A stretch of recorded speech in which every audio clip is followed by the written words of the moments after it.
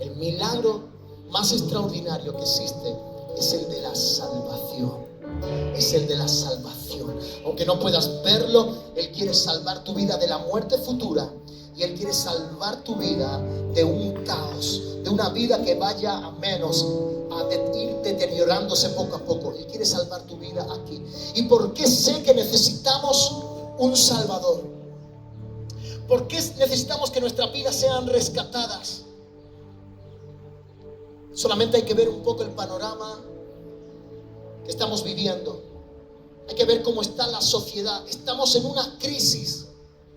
Y la crisis no es tanto económica, la crisis no es tanto una crisis política, que también, por supuesto, crisis fronterizas, guerras, países unos contra otros, Estados Unidos, China. Eso es una realidad. La humanidad está en crisis, pero por encima de todo yo puedo ver que la crisis que está mermando la sociedad es espiritual. Hay una necesidad de que Cristo reine en los corazones. Uno de los signos que podemos ver cómo la sociedad está mal es viendo la juventud, nuestros adolescentes, nuestros jóvenes. Solamente tienes que mirar. Es un agente delatador. Nos muestra la verdadera cara de la sociedad. Si la juventud está bien, goza de alegría, de bienestar, entonces podemos ver que algo anda bien. Pero cuando en esta juventud estamos viendo signos preocupantes, se han disparado los índices de suicidio. ¿Sabes? Somos el país que más consume ansiolíticos de Europa, el país que más consume todo tipo de relajantes musculares. Uno empieza así, para relajar la mente, para aquietar los nervios, el alma inquieta. Somos el segundo país de mayor tasa de suicidio en Europa. El segundo país de mayor tasa de suicidio entre jóvenes y adolescentes. Eso es terrible. Algo está pasando, algo sucede, algo anda mal. Necesitamos un Salvador. Necesitamos creer en alguien que tiene la solución. Y no es Elon Musk, y no es Trump, y no es Pedro Sánchez, y no es el hombre. Dice la Biblia, maldito el hombre que confiar en el hombre. Hay que confiar en Dios y más en estos momentos.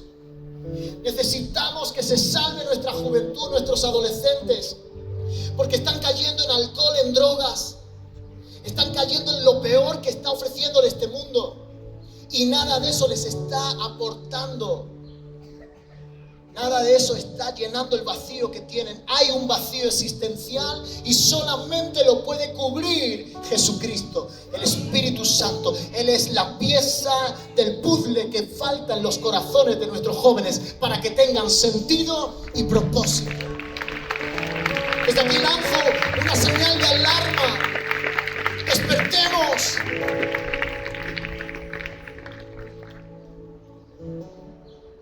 Dice en Romanos capítulo 1 versículo 16, no me avergüenzo del evangelio porque es poder de Dios para salvación a todo aquel que cree. Porque el evangelio, la justicia de Dios, se revela por fe y para fe, como está escrito, mas el justo por la fe vivirá. Estamos aquí hoy hablando de la mejor noticia. Eso es lo que significa evangelio, una buena noticia. Y la buena noticia es que Jesucristo vive, que es real, que no está muerto, que ha resucitado, que tenemos que redirigirle los que se nos ha revelado, los que se nos han caído las escamas de los ojos. Tenemos que redirigirle el protagonismo y confesar públicamente el evangelio de Dios, Jesucristo, la buena noticia. La buena noticia es que hay salvación, hay solución para el hombre. Lo necesitamos acudir a Él. Hoy día acudimos a psiquiatras, psicólogos, coach, que nos puedan ayudar, levantar el ánimo. Y todo eso está bien, pero quien verdaderamente va a hacer una obra de remodelación, de reconstrucción, quien verdaderamente te va a dar gozo y alegría, se llama el Espíritu Santo en ti, trayendo gozo, alegría. Él dijo: no he venido solamente para dar vida, he venido para dar vida en abundancia. ¿Saben lo que es eso? No he venido para traer vida solamente, he venido para traer vida en abundancia. Eso no lo da una noche desenfrenada, eso no lo da un nuevo trabajo, eso no lo da que estrenes casa o estrenes coche. La vida en abundancia, pocos pueden llegar a decir lo que significa. Es más, no hay palabras para decir lo que es. Que a pesar de las circunstancias y de que muchas cosas no estén como deberían, uno sigue levantándose cada día con sentido y con propósito. Sigue levantándose con entusiasmo. Esa es la palabra, entusiasmo. El original es en griego entheos, en Dios. Lo que necesita el ser humano es volverse a Dios, donde van a descubrir el verdadero entheos, entusiasmo. Vas a poder descubrir una vida en abundancia si pones tu fe en Jesucristo. ¿Cómo se recibe, Benjamín? ¿Cómo podemos recibir esto que nos estás ofreciendo? Esa vida plena, esa vida abundante. ¿Cómo se recibe? Nos han enseñado mal. Nos han enseñado que es a través de pagos, previo pagos, indulgencias, todo tipo de méritos que uno pueda llevar a cabo. Sin embargo, el Evangelio, la buena noticia de que Jesucristo salva, solamente se recibe por fe.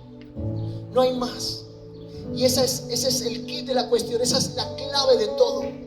Que si fuera algo material que pudiéramos hacer aquí, nada tiene que ver la ofrenda que hemos traído. Como decía Josué, no pagamos nada, solamente devolvemos al Señor en gratitud. Lo que habéis recibido de gracia, dad de gracia. Si habéis recibido algo del Señor, dad con gratitud. Por eso nos reunimos, por eso le alabamos, porque ha hecho tantas cosas en nosotros que necesitamos expresarlas. ¿Cómo se recibe, Benjamín? Si te dijera que puedes venir aquí a recoger un boleto de acuerdo a las obras que has hecho, si has sido una buena persona, posiblemente muchos quedaríamos descalificados y no nos atreveríamos a venir aquí a recibir ese boleto. ¿Cómo se recibe esa vida plena? ¿Cómo se recibe ese Jesús que soluciona mis problemas? No solamente físicos, como te he hablado, enfermedad, sino los problemas, esos que hacen mella, los del corazón, los del alma. ¿Cómo se recibe? Me gustaría decirte cualquier otra forma que no fuera esta, pero la única forma en la que puedes recibir la salvación, a Jesucristo en tu corazón, esa buena noticia que quiero defender aquí, es que solamente se recibe por fe. Mas el justo por la fe vivirá. Es decir, la vida buena, potente, la vida que realmente merece la pena, solamente se recibe por fe. Y dice el autor de los Hebreos que la fe es la certeza de lo que se espera, la convicción de lo que no se ve. Así que por lo que muchos no alcanzan esta salvación, por lo que muchos no alcanzan el milagro de Dios, es porque tienen que llegar a ver lo que no están viendo, a creer con seguridad lo que te estoy diciendo, sin que te lo pueda demostrar, a no ser que te diga que tengo hasta informes médicos que muestran que mis meniscos y mis rodillas son nuevas, pero no los tengo aquí para que veas. Quizás si se levantaran muchos y dijeran: Dios lo ha hecho en mi vida, y te mostraran señales, creerías. Está bien, pero es suficiente que despiertes a la fe con lo que hoy te quiero decir aquí, que Jesucristo está aquí y está pasando, y que no hay mérito propio que alcance esa gracia. Solamente Jesús dice que paseaba por aldeas, caminaba, enseñaba y predicaba el evangelio del reino, y dice que sanaba a todos los enfermos y curaba, quitaba todas las dolencias.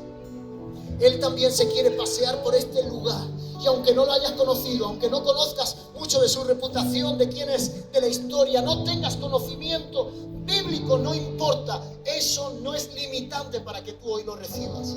Y me quiero basar en un pobre joven ciego de nacimiento que no había hecho nada, simplemente estar pidiendo limosna en un lugar, en un momento concreto, en esa hora donde estaba previo a recibir el mayor milagro de su vida. Era ciego y no había visto nunca, ciego de nacimiento. Él no había hecho nada por conocer a Jesús, nada por seguirlo, porque desconocía. Así como tú puedes estar aquí en este lugar y decir, ¿de qué me está hablando este? De fe, de poner fe en quién. Y dice que Jesús pasaba por ese lugar y dijo, lo vio, y él siempre veía la necesidad. Y cuando veía, dice, las multitudes, tenía compasión de ellas. Se dolía en su corazón de verlas como ovejas sin pastor. Se dolía en su corazón, eso es compasión.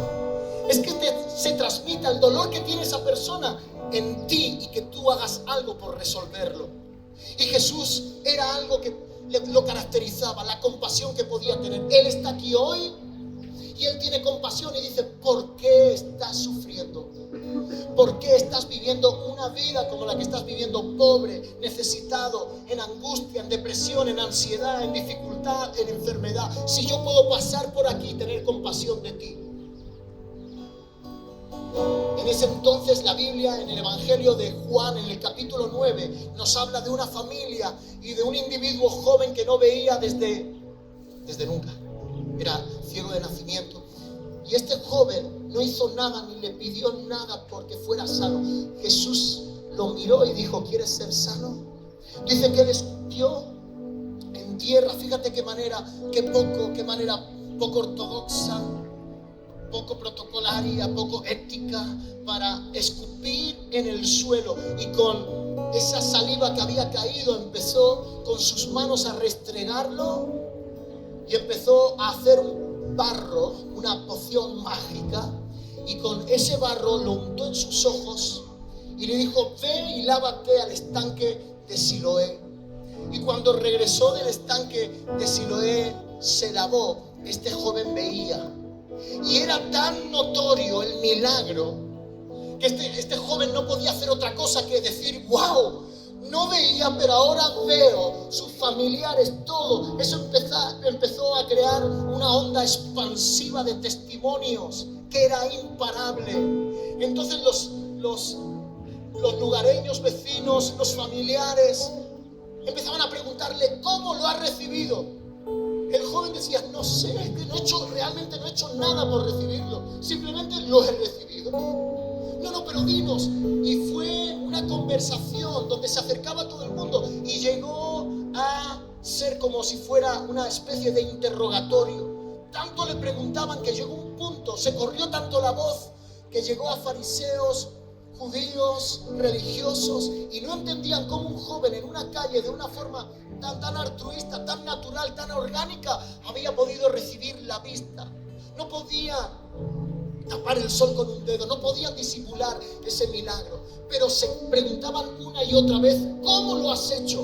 Y así somos los españoles, o el ser humano, eso nos caracteriza. Queremos saber el cómo, el cuándo, el por qué. Nos hacemos 1000 preguntas, interrogantes que pasan por nuestra cabeza para recibir, antes de recibir algo, tratar de intentar entenderlo. Déjame decirte que el Evangelio es ilógico, es irracional, no se puede entender. Las cosas que Dios ofrece no las podemos pasar por la mente racional y tratar de depurarlas, analizarlas. No, porque en ese momento se desvanecen, solamente se reciben por fe. Miren, sería algo así como encender el interruptor y que se encienda una luz, y nadie necesita llegar a ser electricista o ingeniero industrial para saber cómo hace todo el recorrido, procesar cómo es el mecanismo que hace que desde un interruptor se pueda encender de una sala todas las luces. Simplemente las enciendes, las activas y disfrutas, ¿verdad?, de ese privilegio que es encender una bombilla, una luz. Eso mismo pasa con el Evangelio. No hace falta que lo proceses todo, no hace falta que lo entiendas todo, que lo metas por la mente humana y tratar de analizar todas las cosas, porque en ese momento vas a dejar de descubrir la magia que lleva dentro. Solamente Jesús dice, si lo crees, si lo crees. Se paraba frente a la necesidad y activaba el mecanismo que desbloqueaba la puerta y le decía, si crees verás la gloria. Si crees de acuerdo como has creído, vas a ver. ¿Crees? Y los miraba y les apuntaba la mirada, ¿crees? Y las personas, ¿cómo no voy a creer? Si te tengo aquí delante. Y esas palabras son palabras de otro lugar, fuera de esta tierra. Nadie me ha contado, me ha dicho.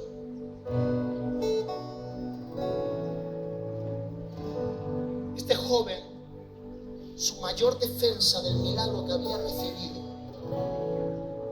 fue esta: no sé quién era Jesús, no lo conocía hasta ahora, solamente sé que yo antes no veía y ahora veo. Él es Jesús, Él es real, no me hace falta conocer más detalles de Él, solo sé que antes era ciego y ahora veo. ¿Qué más me da? ¿De qué manera lo hizo?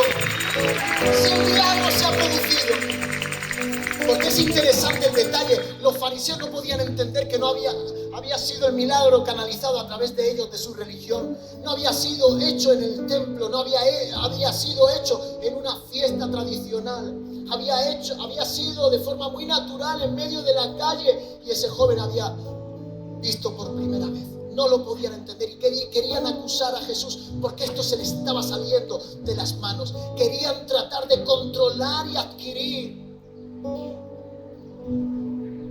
el milagro, ese producto, esa forma. Ese joven dijo, mire, a Jesús no hay tanto que preguntarle tantas cosas. Si lo cree bien, ya créelo y punto. Déjate de tonterías.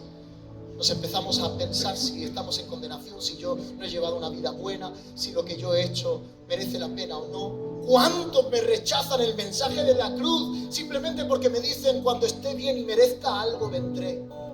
El Señor no te ha llamado a mendigar la salvación. Él ya la compró por ti en la cruz del Calvario. Nos redimió, nos compró a todos. No solamente nos hizo, sino que nos compró a todos. Y lo hizo por mérito propio, por el mérito de Él, de una vida intachable. No te está pidiendo que le interrogues, no te está pidiendo que lo analices. No te está preguntando si lo mereces. Te está diciendo si crees que el milagro que lo hizo ver a ese joven lo puede hacer en ti. Y ahora es interesante, porque yo no he conocido a Jesús en un seminario, en una universidad, no lo he conocido en detalles, en estas historias. Ahí se descubre la persona de Jesús. Y esto te va a ayudar para tu fe, porque siempre Él se hace visible en medio de la necesidad. ¿Sabes cómo Él desbloquea nuestra incredulidad? Arruina nuestra incredulidad y se hace presente y te dice, no soy cualquier persona, soy sobrenatural, soy de otro planeta, no soy como ustedes. Cuando apunta a algo, algún detalle que es muy personal y lo descubre, y no solamente lo descubre, y no lo descubre para condenación, sino que lo descubre para sanarlo, para salvarlo y para darle carta de finiquito. ¿Me explico? Como conoce nuestra incredulidad, muchas veces tiene que apuntar a cosas que solamente tú conoces de tu pasado para decirte, conozco tu pasado, tu presente y tu futuro, que no soy cualquiera, que esto no es una venta de un producto, soy Jesús. Este joven, la manera en la que él hizo el milagro es lo que verdaderamente me sorprende. No me sorprende sus milagros, los veo. Hace unos días vi a una mujer, creo que era coreana, en medio de una reunión, sus ojos se abrieron, no podían controlarla porque también estaba viendo por primera vez. Y yo digo, wow, esto es lo que yo le voy a hablar a mis amigos el domingo. Jesús sigue haciendo lo mismo que hizo con este joven, es real, es algo impresionante. pero la manera en la que lo hizo es lo que verdaderamente me conmueve. Y quiero ahora que prestes atención y te quedes con este detalle, porque la manera te va a dejar con la boca abierta y vas a querer conocer a ese Jesús. Él no da puntadas sin hilo. Él no hace las cosas por hacerlas, porque se le ocurran en ese momento. Todo en Jesús tiene un fin y un porqué.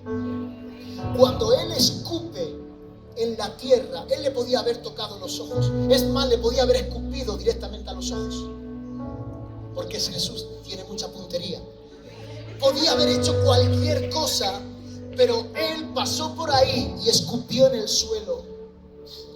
Cuando conoces un poco la cultura, en el siglo I, lo que sucedía es que personas que se acercaban a hombres con esta discapacidad, muchos de ellos, de forma despectiva, lo que hacían era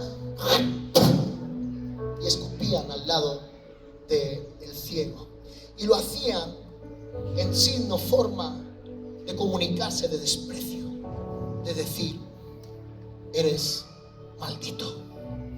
Porque siempre se buscaba el por qué en el pasado ese hombre era ciego. Y se preguntaban, y si vemos todo el capítulo, podemos ver cómo le preguntan a los padres: ¿quién pecó, este o los padres? Interrogan a los padres: ¿por qué ciego? ¿Por qué ciego? ¿Por qué ciego? No sabemos por qué era ciego. Y Jesús cortó en seco esa conversación. No importa por qué, yo sé lo que voy a hacer de ahora en adelante. Entonces, los vecinos y la cultura nos muestra que lo que solían hacer muchas personas malas, crueles, era cuando pasaban por este mendigo, no solamente no dejarle una moneda, sino escupir y recordarle que está así por algo, porque o pecaron sus padres o pecó él, pero algo pasó por lo que él acabó ciego. Y siempre eso nos trae de alguna forma consuelo, para saber que yo no voy a ser ciego si llevo una vida casta, una vida pura, una vida intachable. No voy a acabar como tú. Si a ti te condeno, si a ti te acuso, tú por algo estás así. Y escupo diciendo: lo tienes bien merecido, quizás me puedas salvar. La madurez, o cuando uno se va dando cuenta con los años que aunque no hayas hecho nada malo, te puede caer una desgracia como ser ciego, como tener una enfermedad desde la niñez, un problema que los médicos no pueden solucionar, o tener un carácter, un mal genio que no hay quien lo aguante y no seas capaz por tus propios medios de ser una persona que haga las cosas bien.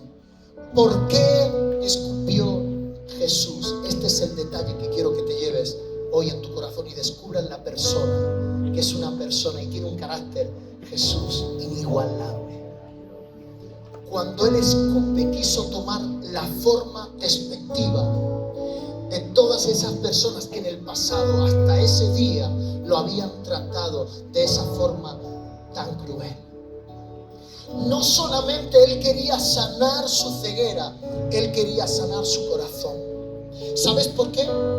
Porque cada vez que este ciego escuchaba, se dolía y le recordaba que él era un hombre maldito, que él era un hombre deshonroso. ¿Sabes que por ley algunos padres, si te nacía un hijo ciego, a los 13 años podían emanciparlo, sacarlo, echarlo, repudiarlo de la familia? Mirar para otro lado y decir: ese hijo no hereda con nosotros, y lo hacían un hijo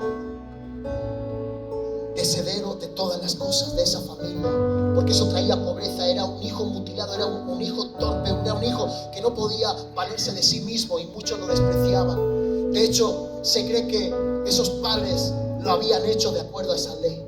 Así que lo que tenía ese joven no solamente era la ceguera, soportar la ceguera, sino lo que tenía ese joven en su corazón era un abandono por sus propios padres, por sus propios vecinos. Nadie se acercaba para decirle: hey, ¿cómo estás? ¿Cuánto tiempo? ¿Sabes qué? El día de hoy es soleado, está tan bueno. Mira, te digo, te puedo llegar a decir cómo se ve hoy el panorama y tratar de especificarle con palabras lo que él no puede ver con los ojos. Nadie se acercaba, todos pasaban por ahí y escupían. Jesús quiso tomar ese ese canal de desprecio para decir: esta es la última vez que van a escupirte, porque hoy voy a sanar tu ceguera, voy a quitar tu pasado. Y no solamente iba a ser la última vez. Mira, Jesús quiso usar ese escupir en tierra para recordarle lo mucho que dolía el recuerdo. Ese sonido le recordaba lo maldito que era. Jesús supo que iba a llamar su atención recordándole su pasado, recordándole su maldición. No se acercó y le dijo: eres ciego. Le dijo: porque eres ciego te han despreciado, te han desheredado, te han deshonrado. Él escupió y con ese sonido se lo dijo todo al joven. Él sería algo así como estar ahí y escuchar de nuevo esa forma y sonido despectivo y decir otra vez. Sin embargo, él dijo: hey, ¿quieres ser sano? ¿Cómo puede ser? ¿Cómo? Normalmente escupen para despreciarme. No. Yo voy a usar la soledad de tu vida. Yo voy a usar el mismo sonido para sanarte y curarte. Llevado a nuestros días, el Señor Jesús afecta, va directo a tu incredulidad. No lo conoces, no tienes fe para saber que Él es real, pero Él llega y te dice, y esas son las palabras de ciencia que a veces te dejan atónito y dices: wow, verdaderamente el Señor es real. Cuando llega y te dice: no me conoces, a través de un hombre, no me conoces, pero sé que tus padres te abandonaron cuando eras pequeño o pequeña. Y de repente la persona empieza a llorar. No me conoces, pero sé que estás sufriendo de una enfermedad como es el SIDA, por haber tenido relaciones y haber estado en... No me conoces, pero sé que de pequeño llegaron a maltratarte y violarte. No me conoces, y te empieza a recitar, a recordar aquellos sonidos, aquellas escenas que tanto daño te hacen, y no las saca a relucir para condenarte, amargarte y volver a recordarte tu pasado.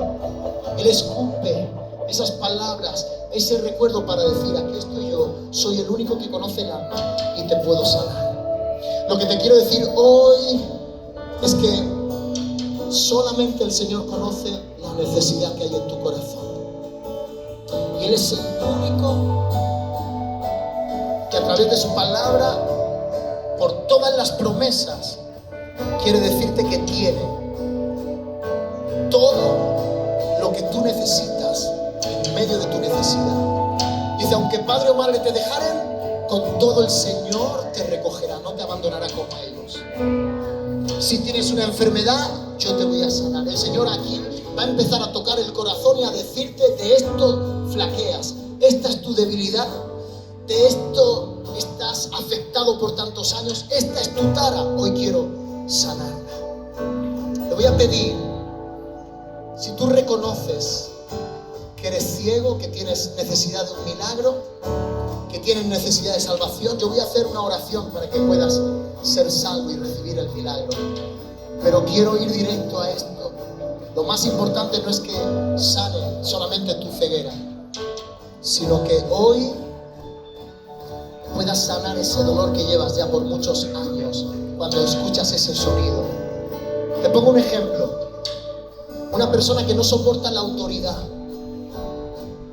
y está batallando contra jefes, contra autoridad como puede ser un policía, no tolera, es una persona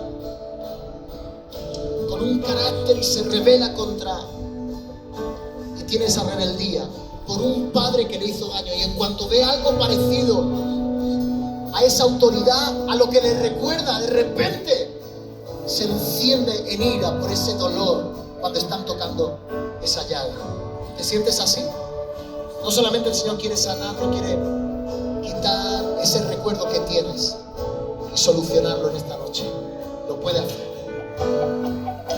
Quizás no puedes comenzar una relación con un hombre porque hace años ese novio te afectó tanto que ha manchado esa figura de hombre, de novio, de esposo, y no te atreves. Todo te recuerda a ese maltratador y no puedes dar carpetazo, pasar página y dar pasos hacia adelante con una nueva relación. Así hay muchas personas atascadas. El Señor quiere recordarte dónde está la herida y sanarla hoy para que puedas comenzar de nuevo todas las cosas y que ningún sonido te recuerde a ninguna maldición del pasado. Amén. Yo voy a dejar sonando esta música. Vamos a adorar. Te puedes quedar ahí sentado, reflexionando. Y yo voy a hacer un llamado. Porque dice la palabra que con el corazón se cree para justicia y con la boca se confiesa para salvación. Este mensaje no sirve de nada si yo no te invito en esta noche a que acabemos tomando una decisión. Porque las palabras se las lleva el viento. Necesitamos hoy declarar y reproducir algo con nuestra boca que de alguna forma nos comprometamos con ese mensaje del Evangelio, con ese Jesús que quiere venir a salvar y a sanar el alma. Si son personas que ya conocen, que sienten que el Señor ya ha hecho la obra, son nuestros amigos que están aquí acompañándonos, te voy a invitar a que nos apoyes, a que puedas ir a esas personas que levantan la mano para orar por ellas. Si tienes dolor en tu corazón, en tu alma, si tienes una enfermedad, si tienes con este mensaje necesidad de ser salvo, te voy a pedir que hoy tomes la decisión y levantes tu mano. Es inútil que salgas de este lugar como llegaste en la misma necesidad. Posiblemente no haya otro mensaje igual así. Posiblemente mañana no vuelva a amanecer por alguna situación y no tengas oportunidad de volver a tener este mensaje que te confronta y te dice qué vas a hacer con tu vida. ¿Me vas a seguir? Soy Jesús, soy diferente, soy sobrenatural, soy el ser espiritual que hoy quiere morar en tu corazón. Quiero invitarte a que con esta melodía adoremos y reflexiones y decidas, y no te enfríes, decidas seguir a Jesús. Dice su palabra algo muy importante y quiero recordarte esto, porque será importante, muy importante. Dice en Mateo 10, versículos 32-33, a cualquiera pues que me confiese delante de los hombres, yo también le confesaré delante de mi Padre que está en los cielos.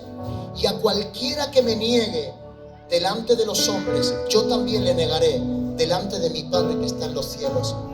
Lo que te estoy ofreciendo y dando hoy la oportunidad es que lo aceptes aquí públicamente y no te avergüences de él. Yo comencé este mensaje diciendo: no me avergüenzo del Evangelio porque es poder de Dios. En cuanto te avergüenzas, ese poder se neutraliza. Si no te avergüenzas, Él promete que tu Padre en el cielo tampoco se avergonzará de tu nombre. Cuando esté en presencia de miriadas de ángeles, Él dirá: ¡hey! No me lo toquen. Ese tuvo el valor de confesarme en la tierra. Yo también lo confieso aquí, no me avergüenzo. Entre en el gozo del Señor por largos días en la eternidad. Pero la noticia triste es que si tú te avergüenzas, si tú no levantas la mano y lo confiesas como tu Señor y Salvador, posiblemente, si no tienes otra oportunidad, Él también en el juicio final te declare: no lo conozco. Él también me rechazó en la tierra, yo también lo rechazo. Y para ti no haya ese gozo eterno. Le voy a pedir al pastor Ernesto que pueda venir aquí conmigo porque él me va a ayudar a hacer esta oración. ¿En qué consiste, Benjamín? En confesar detrás de nosotros una oración.